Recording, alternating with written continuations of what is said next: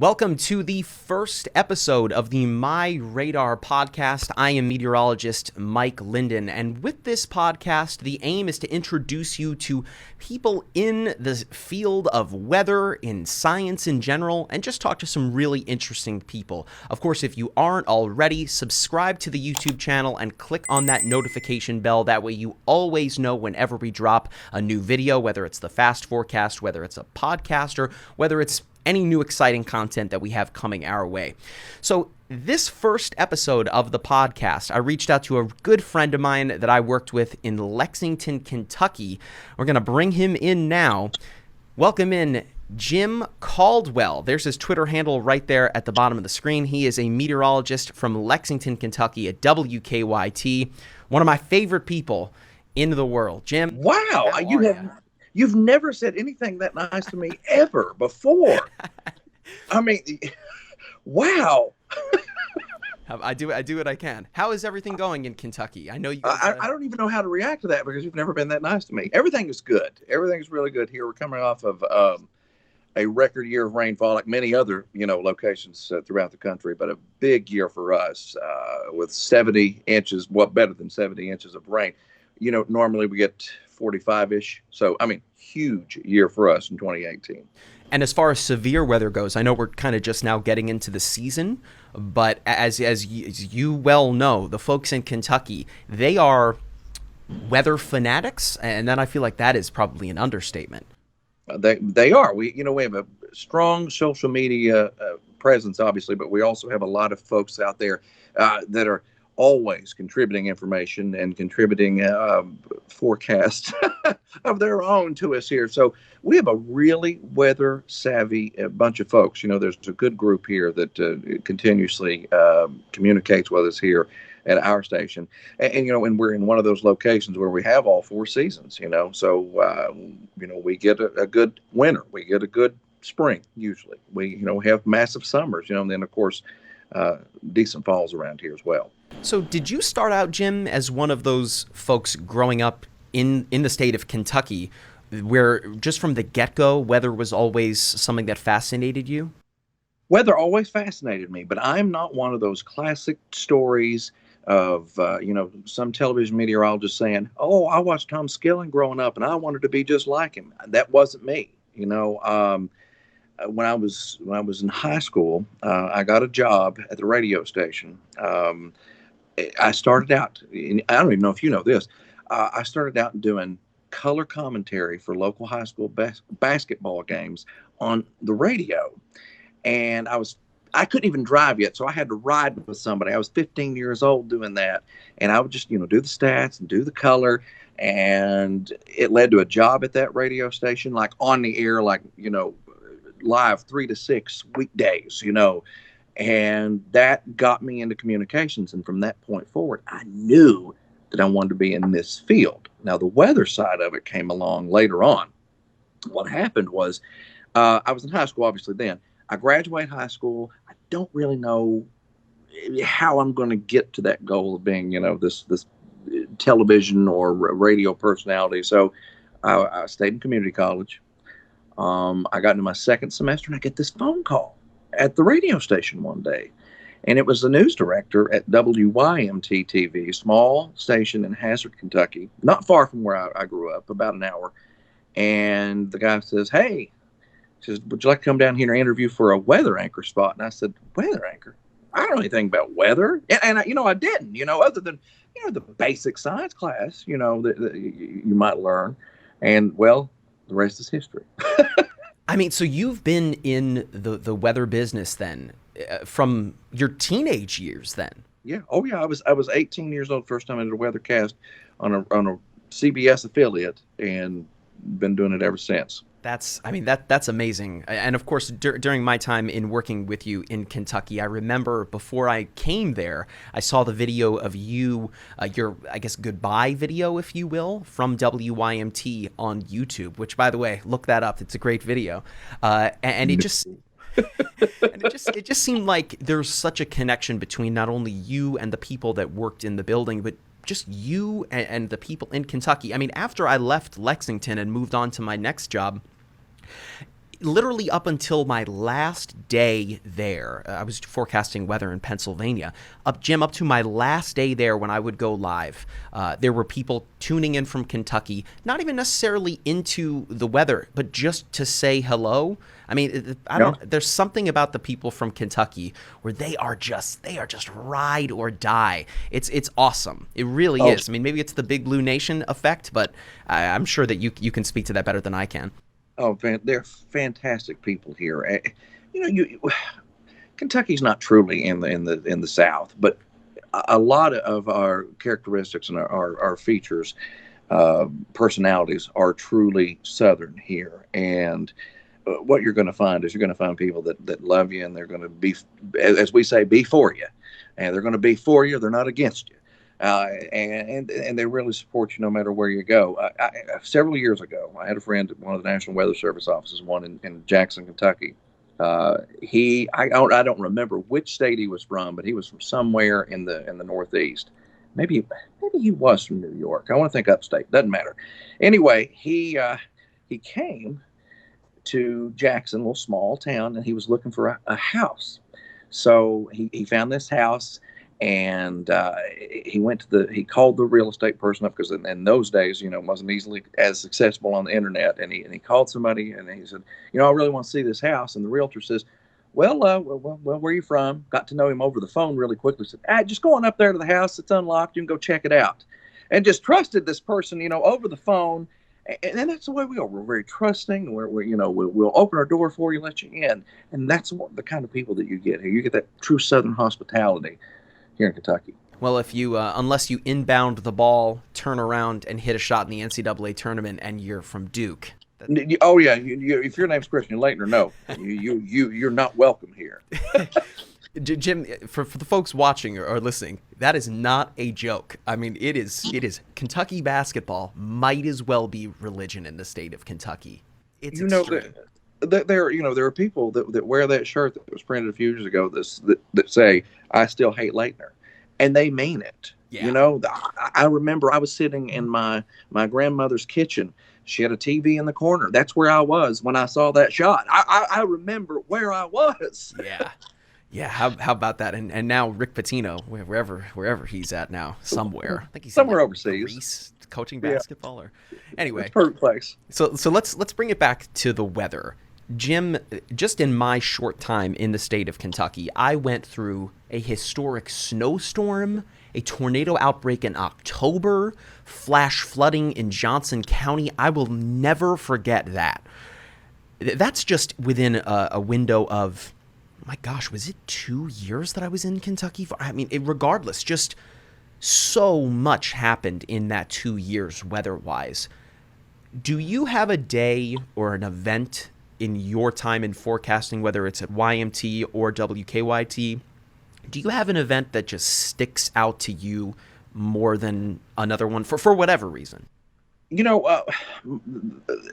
is one of those obvious ones, but there are two that stick out. The first one's March 2nd, 2012, the big tornado outbreak here, the flood. The thing about flooding here is I have seen it happen so much because of the topography here. Flash flooding is a little more common than it is in other parts of the country, and you see it all the time, and you forget how impactful it can be. So when you get an outbreak like March 2nd, 2012 was, which impacted several states, it stands out. It wasn't the longest period of time I covered weather on television. That was with the flooding event, but I'll get to that in just a second. But that one stands out because it was the first time for me in my entire, up to that point, I'd been doing it for about 10 or 11 years at that point when it happened. Somebody was trying to call me just then. And that's why if I disappeared, somebody was calling me because I'm talking through my phone. When I got to see the devastation, the devastation that you see in tornadoes in the plains, that is the only time. Normally when we have a tornado here, it's a little EF0. Mm-hmm. And somebody's barn, the tin got knocked off the barn or minor damage. Right. That looked like a tornado. Yeah. That aftermath, and it's hard to describe, but that's that was it. The other big event we had, the first true wall-to-wall event where I was on for hours. I was on for like 6 or 7 hours, rotating with the news person, was 2004. It was Memorial Day of 2004, and it was a massive flash flood event. And those are the events that stand out. That one, because it was the first time I covered an event like that. And, of course, March 2nd, because it was real tornadoes. Of course, March 2nd, that was before my time being in Kentucky, but I remember just having to go out and shoot a story out in Magoffin County, correct? That's Magoffin County was one of them, yeah. So the one that touched down near, was it West Liberty Elementary School? Yep. I remember having to go to the school on the anniversary of the day of the storm, and you still see like St. Patrick's Day decorations up in the window, like really eerie stuff. And of course, an incredibly wild day in terms of weather goes. But I mean, it just narrowly missed hitting that school, correct? Right. As far as a direct hit, it still suffered some damage, but it wasn't like it didn't level it. They did eventually, because of some of the minor damage that happened to it. It was condemned, and they couldn't bring the students back, if you recall, because when you were here, they were probably going through the phases of rebuilding and relocating. They were out in like an old factory or something, I believe, for a while. That they had a makeshift school, inside of one of those large, buildings, and. But obviously they're open now. But I took a helicopter tour of it on the 5-year anniversary, and I guess you weren't here. That was in 2017. So, and I remember flying over, and you can still see the path of damage. There's just scattering of trees. It's not as obvious as it was probably days after, but you could see that path, and it was incredible again to see that, because we don't get tornadoes like that here. Do you think that people have, not to say learned a lesson, I mean, that's kind of an odd way of putting it, but to your point, I mean, for people living in the like mountainous side of the state, that being in eastern Kentucky, I mean, for folks that maybe aren't as well versed in meteorology, could think that, oh, you need it to be flat for a tornado to occur, or if anything, for a strong tornado to occur. But that particular day, I mean, that storm was on the ground for 80 miles, right? Touched into West Virginia. And you had two different ones that did that. You had one that went through the West Liberty area you're talking about. Then you had the one that went through Magoffin. So there were two different storms, and they both tracked all the way out like that. And the problem is, people didn't think it would happen here. Growing up, that was a common myth. People, adults would tell me, "Oh, don't worry about a tornado. You're not going to have any issues with a tornado here. It can't cross mountains." But I literally saw where it rolled over mountains, just incredible to see that, again, that damage from that high up and how it, it scarred the ground. So when it comes to tornado coverage, what's going through your mind as a meteorologist where you're seeing it on radar, you're seeing the social media Twitter feed come in? I know whenever you work with Chris, it's just, I mean, it's insane how that Twitter feed reacts to to storms. What's going on in your head when you're seeing that, knowing what you now know, and knowing that the public maybe is a little bit more educated about it? When you start seeing those real reports come in because of Twitter and Facebook, and you see the damage, then you're like, okay, this is real. This is legit. There are days where we do severe weather coverage because there might be a warning, and then you don't see any pictures, and you're like, you know what? There isn't much to this, and that's usually what ends up happening because people are so quick to react, as with phones now. When I first started doing weather almost 20 years ago, I walked into the station, and I was telling somebody this the other day. They said, "Hey, do you want a station email address?" I guess it was an option. It wasn't mandatory, And now you sign up, you've got an email address before you even get there, Mm-hmm. So I think back to those days when we weren't getting email and good information that would come in. Gosh. Mike Linden. Yeah, we're in a podcast right now. Sorry. Is that Andrea? It's okay. It's okay. Wow. See, people are so rude. They just come, Listen, nosing around here. It's this is being recorded, but that's how live TV goes sometimes, right? It's been Just kinda have to roll recorded, with the punches. but I want this in it. Don't you cut that out, okay? You got it. You make sure that gets in That's there. in there. That's in there. So on that note, Jim, it's a really good segue to my next question for you. Where do you see, whether it's the weather business or television and the way that it's presented on television, where do you see that going in the next 5 years? Because even with the technology in our app, I mean, we have the technology now to alert you as to when rain is coming to you, whether it's drizzle or light rain or moderate, heavy rain, within a certain window of time. Where do you see, I mean, that's something that even 5, 10, 3 years ago just really wasn't a thing. Where do you see the way that we digest weather information going within the next 5 years? It seems like these things are just changing the game. They have changed it significantly, as you already know. I mean, big changes. I don't know where we're going. I think here, I feel sorry for and sad for younger folks that are coming up wanting to do TV weather as it stands right now. I feel sorry for them because I don't know where it's going. A few years ago, I would have sworn we'd been doing something different by now, but we're still doing it the way we are. We're still, people are still coming to us for the information. We are still picking up a significant audience here in Lexington. We have a big cable satellite presence, even though cord cutters are out there and they're growing in number. I personally, I cut the cord, but I still have live TV. I went to YouTube TV. Right. And so in a lot of the research I've been reading, a lot of those people aren't really called cord cutters. They really aren't. They just changed the way they got the same information and data and television. So I don't know what's going to happen, Mike. I really don't know. A few years ago, you and I had this same conversation, and there was a time I would swear that we would all be able to do TV weather or in this setting for another 10 or 15 years.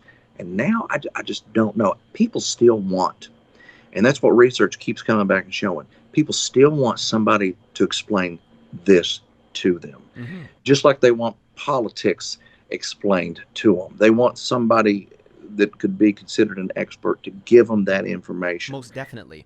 So I think we're okay, but I don't know how we present it, because right before we do this podcast and whatever else it is, YouTube video, I did a Facebook Live. I do a Facebook Live every day right around 11, and just talk to people more casually like we are about the weather. So we're going to present it that way. We're going to present it in multiple ways in that medium, but I just don't know what and how much. I mean, to your point, there's absolutely still 100% a place for, local television in the simple sense that weather is king. I mean, right? That's yeah. Oh yeah. Weather is still king, and to your point, you want a human being to be able to break that down for you. I mean, we have Leslie Hudson here, our digital meteorologist, to do that same thing. And like you said as well, doing those live streaming to be able to break out and to talk to people is just really a total game changer. But to your point as well about the folks in Kentucky, I mean, there are people out there that just can't get enough weather, whether it's a sunny day, a rainy day, or anything in between. I mean, people are still always hungry for weather information. And there was the study that was released just, I think I read it just a few weeks ago, probably 2 or 3, from Pew, where they're talking about how weather is still the primary driver for local television news. It continues to be the number one thing that people come to that television station for, and not just their station. See, that also included, I think, the fact that they're going to that website, the website of the local television station, to get that information, to see those meteorologists. So, again, we're delivering it in a different way. So I don't know what I'm doing in a few years. Am I doing it in an augmented reality setup for people at home to say, oh, here's Jim, standing in my living room, giving me the weather? I don't know where we're going. Maybe. Jim Caldwell hologram. That could be and that is terrifying. That's terrifying.